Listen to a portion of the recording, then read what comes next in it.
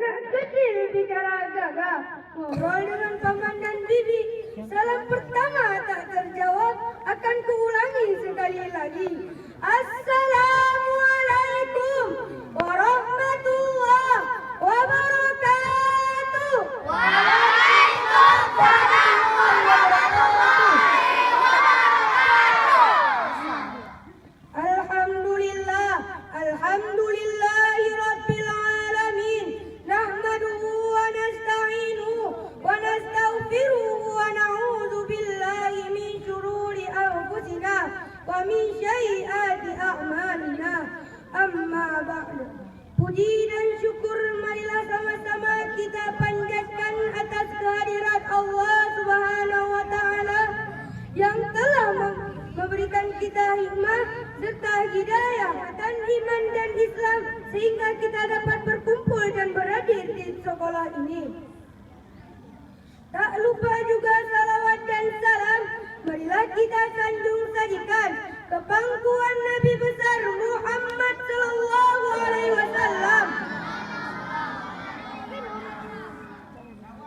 serta keluarganya dan para sahabat-sahabatnya yang telah membawa kita dari alam jahiliyah ke alam Islamiyah yang dapat kita rasakan sampai saat ini.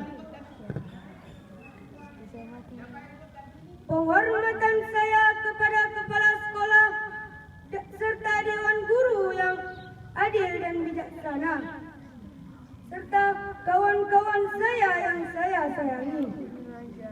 Dalam kesempatan kali ini, saya akan menyampaikan sebuah pidato yang berjudul Keteladanan Nabi Muhammad sallallahu alaihi wasallam.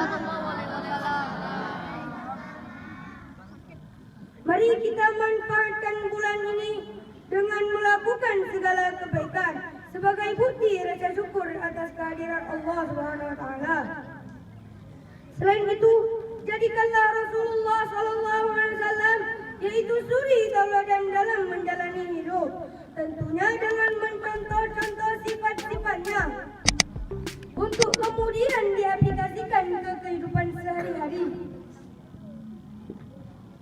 Allah Subhanahu wa taala berfirman, surah Al-Ahzab ayat 20 berbunyi, A'udzu billahi minasy syaithanir rajim.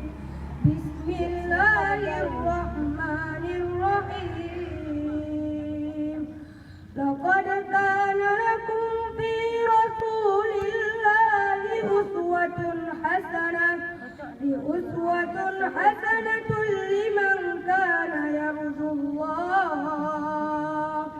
liman kana yarjullah wal yawmal akhir wa dzakarallaha katsira. 4 sifat terpuji Rasulullah yang mungkin bisa diajarkan pada orang tua kepada anak-anaknya. Yang pertama adalah as-siddiq, yaitu benar berkata. Yang kedua adalah amanah. Amanah artinya dapat dipercayai. Seperti misalnya ada titipan harus dikerjakan dengan sesungguh-sungguhnya. Yang ketiga adalah tabligh, yang memiliki arti menyampaikan kepada yang berhak menerima. Yang keempat adalah fatanah, yang artinya cerdas atau pandai. Dalam kehidupan sehari-hari, sifat ini bisa diaplikasikan dengan rajin belajar dan rajin membagi waktu. Maka dapat saya simpulkan begitu harus dan wajib dalam mencintai Rasulullah dari segala apapun, dan begitu pentingnya keteladanan Nabi yang harus kita contohkan dalam kehidupan sehari-hari agar semua itu mendapat syafaat dan manfaat. Amin ya rabbal alamin. Demikianlah pidato yang saya sampaikan tadi. Semoga bermanfaat. Jika ada kesalahan kata, saya mohon maaf. Akan saya akhiri dengan sebuah pantun. Bok pisang wak makanan cicem, jambe kling makanan raja, yang lonken bunuh ke